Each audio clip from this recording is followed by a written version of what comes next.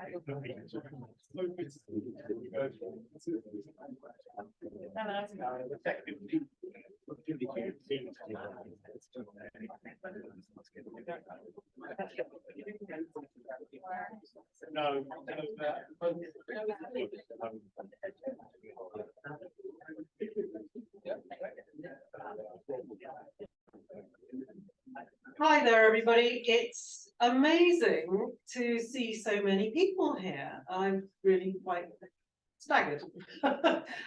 So welcome to everybody, to a few people who will be joining us online, as well as everybody here in the room. It's really lovely to see you, particularly because I know many people have struggled because of the train strikes, and that's why some people are online and not in the room. But crucially, I think for me, today is a great day because it's also the first day of World Space Week. And my objective when I volunteered to take on the role for running the Satuccino today was very much around taking the focus of World Space Week, the inspiration that it can give, and to follow through on the theme of World Space Week this year, which is entrepreneurship. Now, for those of you who may not have come across World Space Week before, it's been going since 1999. It was established by the UN in the first place to give, and I quote, as an international celebration of science and technology and their contribution to the betterment of the human condition. Okay, we'll take that away. The great thing is that there are 96 other countries, as well as our own, working on activities to do with World Space Week. And why is World Space Week the particular date that it is? Because it starts today on the 6th, 4th, not the 6th, and goes through until the 10th of October. And that came about because on December the 6th, 1999, they declared that World Space Week would happen. And the choice of dates came from the launch date of Sputnik 1 and the signing of the Outer Space Treaty in 1967, which was on the 10th of October. So Sputnik 1 was launched on the 4th of October, and the Outer Space Treaty was set up first in 1967, which is incredible, really, to think that that's why we're doing this. So I wanted to pick up on the theme of entrepreneurship this year for this theme for Satuccino, because I feel that the speakers that we've got today will bring their particular take on encouraging and inspiring through what they do, and hopefully to provide others, us, with some ideas of initiatives that we can either adopt in our own lives or as organizations that you can engage with more. So, don't know quite why my mic's vanished. Cash, we seem to have lost the mic. Okay.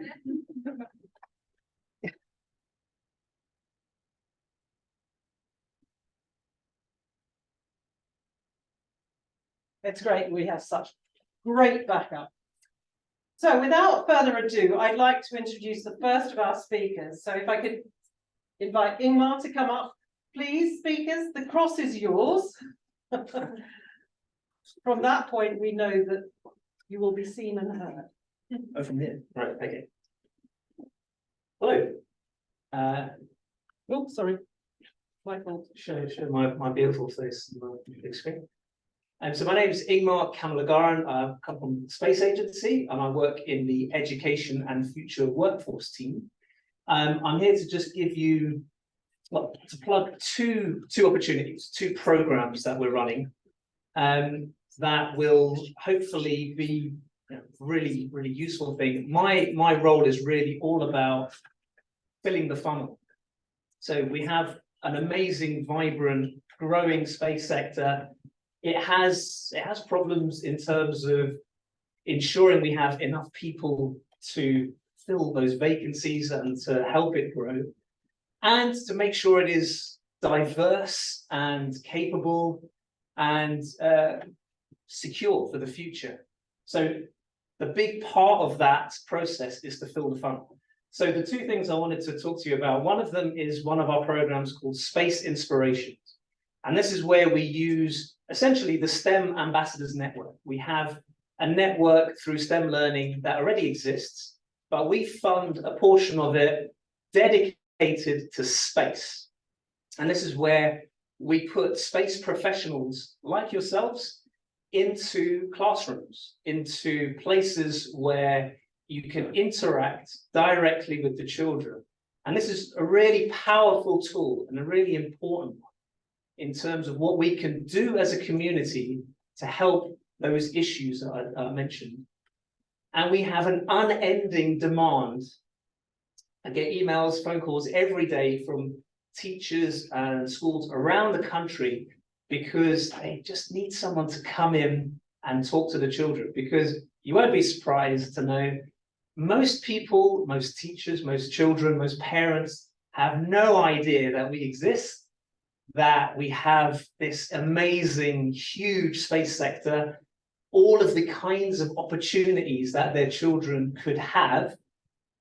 What we do, the fact that we build things that go to the other ends of the solar system, that no matter what your background, you could work in space. And so as space professionals, we can go and do that. We can challenge those misconceptions. I've gone into classrooms with 6-year-olds and had girls express the fact that they didn't think they could be an engineer or an astronaut or a scientist. And somehow, in the 6 years that they've been alive, they've already got those ideas in their heads. So it's something that we can do together really powerfully. And it can be very simple. You can do one thing a year. There's lots of support available for you to do it. And you can do it virtually, you can go in person, but being a real space professional and engaging and answering the questions of those children is one of the most powerful things you can do to help with that whole process of filling the funnel. So there's more information about that in the slides, and you can contact me to talk about it if you're interested in it. There's a whole portion of it where, as an organization, so organizational level, you can actually get involved. So that's the first one. Second one is that we have currently got open an open call for funding, where you can apply for anywhere between 50 and 100,000 pounds, so a significant amount of money, to do innovative space outreach. So the fund's called Space for All. You may have heard of it before. We have run it over many years, but we've only really had the facility to offer maybe £10,000. And for that, we've traditionally had single engagements. So something where there's an event or something that engages with a few hundred children once. What we want to do this time is totally change the scope. Instead of a single engagement, this is the opportunity to do some R&D, to develop a way to do space education or to engage with students, to offer them facilities that exist way beyond the funding. So it will exist forever, hopefully. So it could be to develop a new gaming platform or a way to engage with teachers or resources that they can use. It could be offering facilities so that university students can test their theories, test their ideas. So there's a link that Kathy will have in the slides. The call's open till the 27th of October. I'm available to chat if you've got any kind of ideas that you want to sense check. All the objectives and the boundaries are in the call, but we're available at any point if you want to ask us any questions about it. But I really, really encourage you to have a look. It's a really good opportunity. It's a really good way to develop something that will have a real impact for many, many years to come. So that's my findings on it. Thanks, Ingmar. Thank you very much. Absolutely brilliant.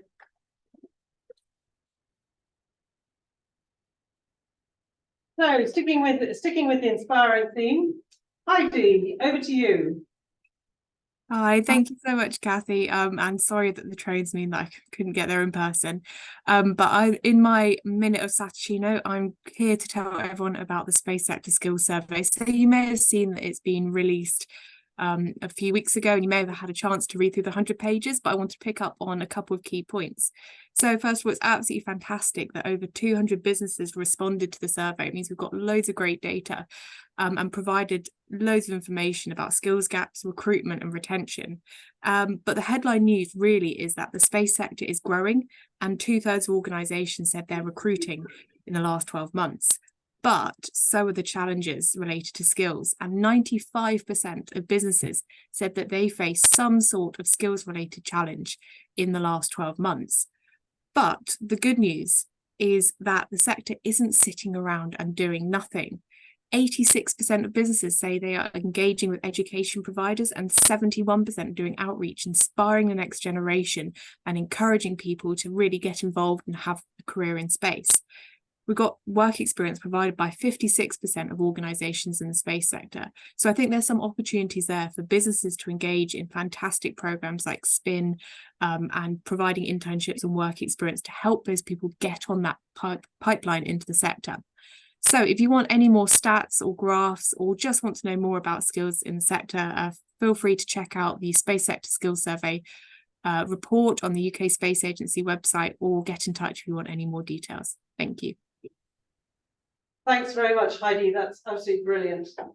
And I'd like to move on to our next speaker, please. Oh, some of Heidi's stats.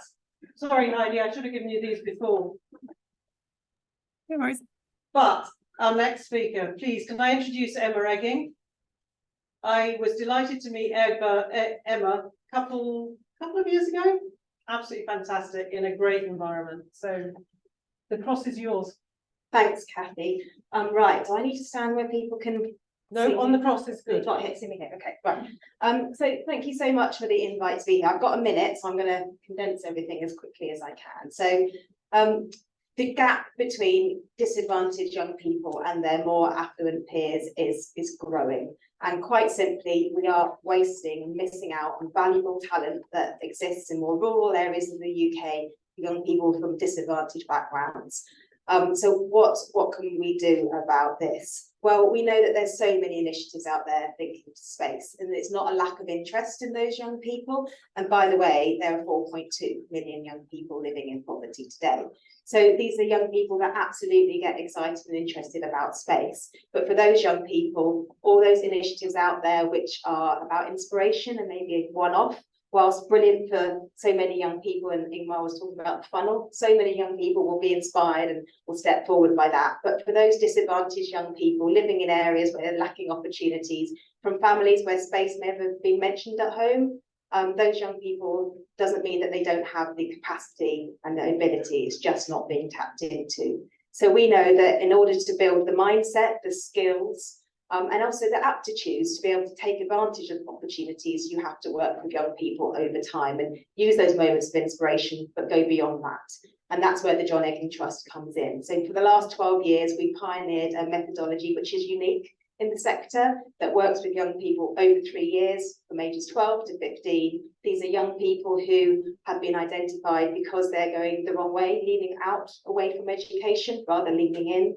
So we work with fantastic organisations linked to STEM and now space through our brilliant collaboration with UK Space Agency. And over those 3 years, we do 3 things. We help young people to increase their grades. So grades go up.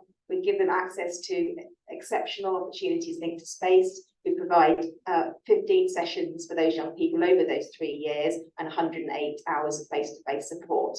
And guess what? Those young people go from thinking they can't, and people who are doing space stuff could never be them, to those young people actively taking the right GCSEs and starting to think about what they do post-school. So we really can make a difference through STEM and space, and that's what we do at the Jackon Trust. Thank you. Thank you so much, Emma.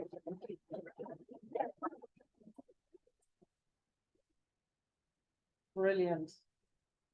I hope you'll be following up with Emma afterwards, because I know there's a lot we can all collectively do to support the work that she does.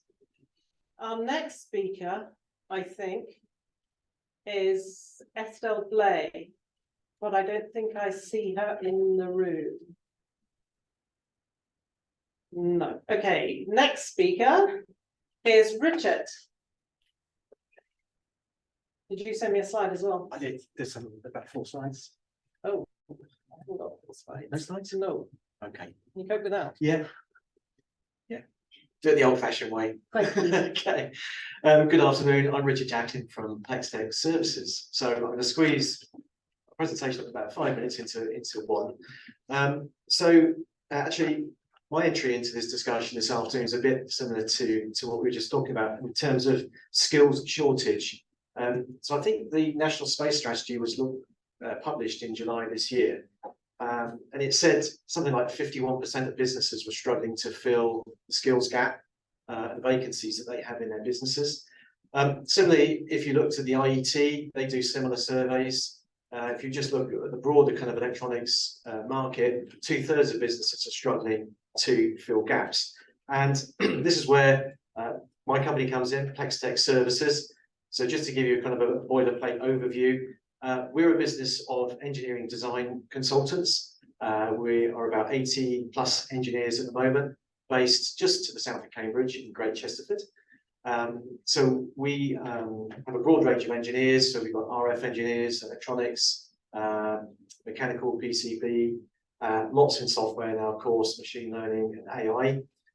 What we specialize in are sort of RF radar communication systems, low sort of small weight and power and cost solutions for customers.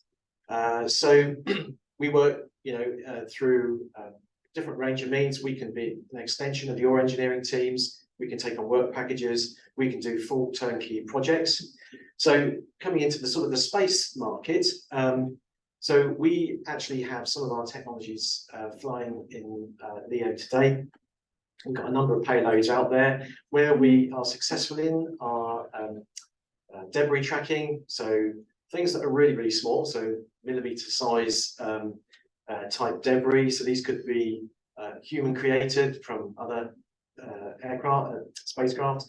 They could also be from natural particles in space. We also produce radars for docking, so large, if you want one satellite to dock with another one, that kind of situational awareness, and lots of other technologies around that. So obviously around antennas, phase arrays, signal processing, and more recently, a lot more around the position, navigation and timing, which of course the UK want to create more sovereign capability in a GPS denied environment. So that's it very quickly. That's Plextech Services. Yeah, if you need help with any of your projects and you have a skill shortage, come and chat to me over coffee. Thank you. Thanks very much. Thank you very much, Richard. Definitely want to follow up on, I think. I haven't seen Dario Grazioli from Exotopic. He was going to be speaking about the Space Agency's accelerator program. But I know he was having issues with trains, so I don't see him online either. So if we carry on, Asmat.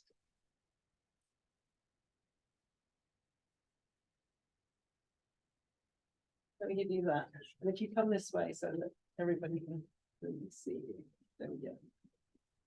I think, thanks, Katie. Yeah, hi, this is Azman from Extend Robotics. Great to meet everyone. I'm just here to talk about a few things from the robotics industry and how we sort of positioning ourselves in the space sector. So we are one of the companies here at Isabek, one of the tenants, and mainly we're working with robotics, but focused in how humans can connect with robots. We envision that in the next couple of years, there's going to be a huge expansion of the use of robots around the world and in space.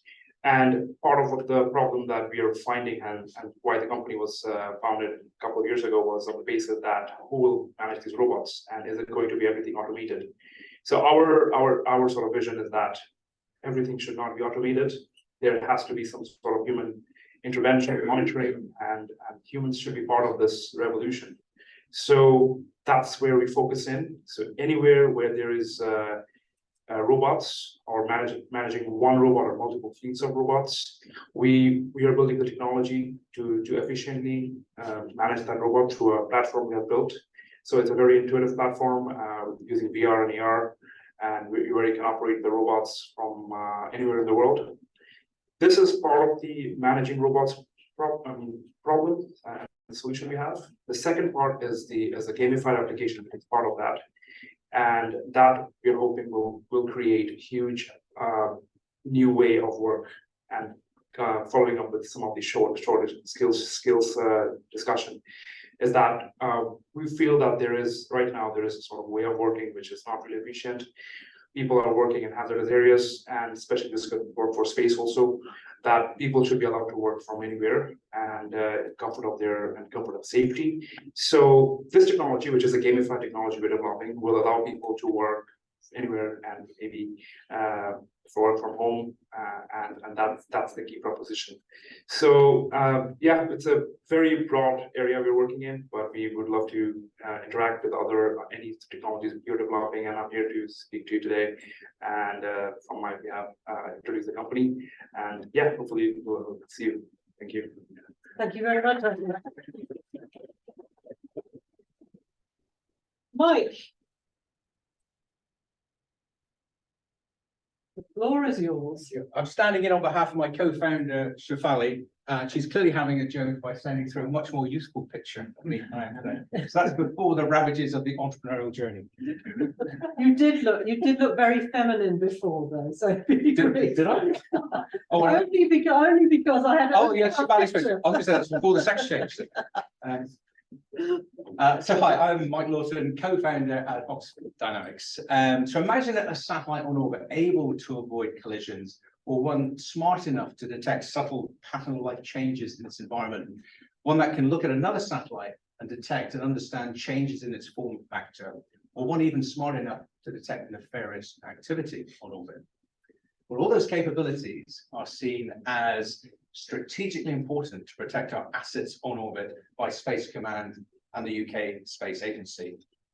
So at OxF Dynamics, with great funding support from the UKSA and the STL, we're leveraging our skills in machine vision and neural networks to develop a unique capability that can take the various types of sensors on a spacecraft, so things like camera systems, radar, LiDAR, fuse those together in a smart way using AI to give us a unique capability, a unique space domain awareness capability on orbit. So if you are a potential collaborator, an investor, or even customer, I'd love to talk to you about how we can revolutionize space domain awareness with technology development right here at Harwell. Thank you. Thank you very much.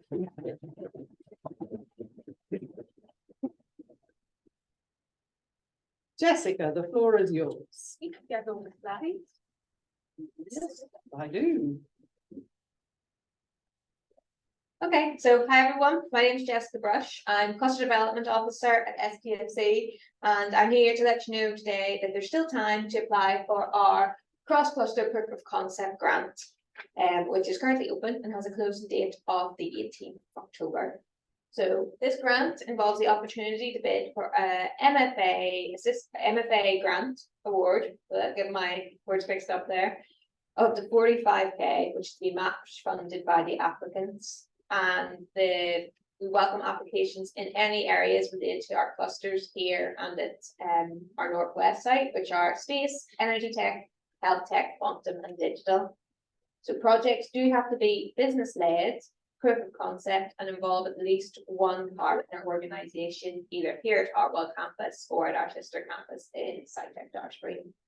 There's also an additional opportunity, same eligibility criteria for space-to-space collaborative projects in our Connecting Space Clusters highlight call, where we have partnered with Westcott, Space North, Space South Central and Space Scotland to promote collaboration and innovation across these clusters. So if you're interested in either of these calls, please send us an email on our inbox address, which is right here. I'll stand otherwise I'm not blocking it.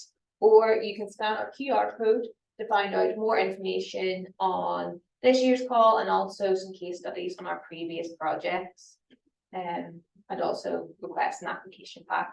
So as I mentioned, the call closes on the 18th of November at 5:30, with the aim that we will announce projects by mid-November for them to then be able to begin before Christmas and run till the end of March 2024. So please feel free to send us an email or to speak to me after. Thank you. Thanks so much, Jessica.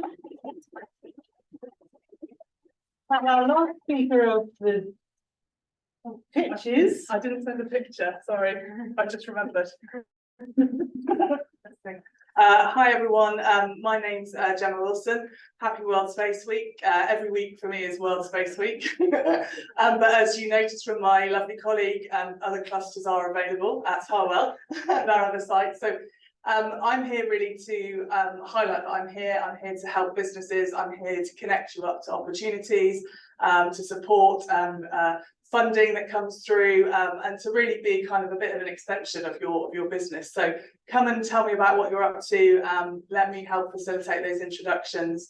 One of the things we do, apart from some funding, and work really closely with the other space clusters around the UK, is we also support events on site. And I just wanted to very quickly highlight one next week with Airbus. So Airbus set 2 challenges and they've down selected 7 countries, so companies to pitch for those. But if you'd still like to attend the event, to learn more, expand your network, do come along. We'll send out the link to the site, or come and let me know and I can get that to you.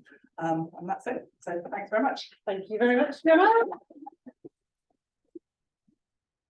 And a quick gallop through some bright ideas that are coming up, funding options that you may want to know more about. Ingmar's already flagged the Space for All Fund, closing date 27th of October.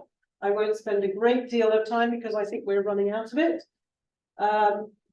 Also, Spark Awards from STFC, closing date 2nd of November. And they're looking to fund some high quality outreach engagement, public engagement projects along similar lines to, in some ways, to Space for All. You'll feel there's a common theme at the moment. Additionally, this was announced this morning, closing date 3rd of November, and for grants to develop and strengthen the space ecosystem activities that are going on across the country. National Space Innovation Programme, announced last week, as I recall, closing date is the 17th of November. Space Agency looking to fund high-risk, high-reward projects. Again, a great opportunity for you to get stuck in and put in some smart ideas and smart bids. Some challenges that are being run through the Catapult.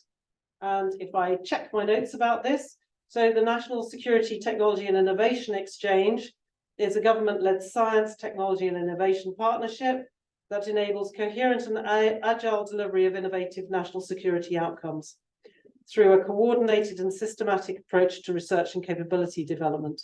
So there are 3 themes for this, as you can see there, one about intelligent surveillance, one about mapping industrial assets, and one about covert footage.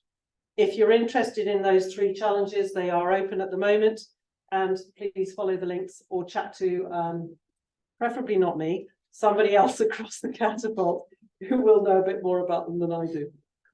And then last, but by no means least, we're running a number of space technology innovation masterclasses.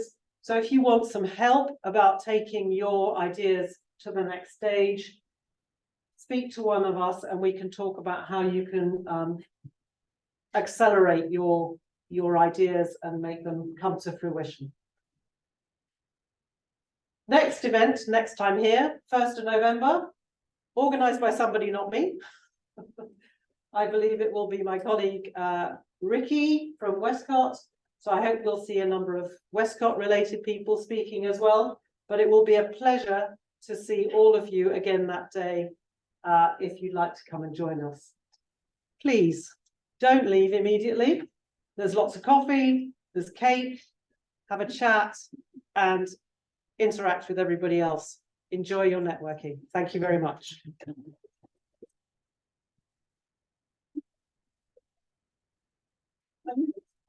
Last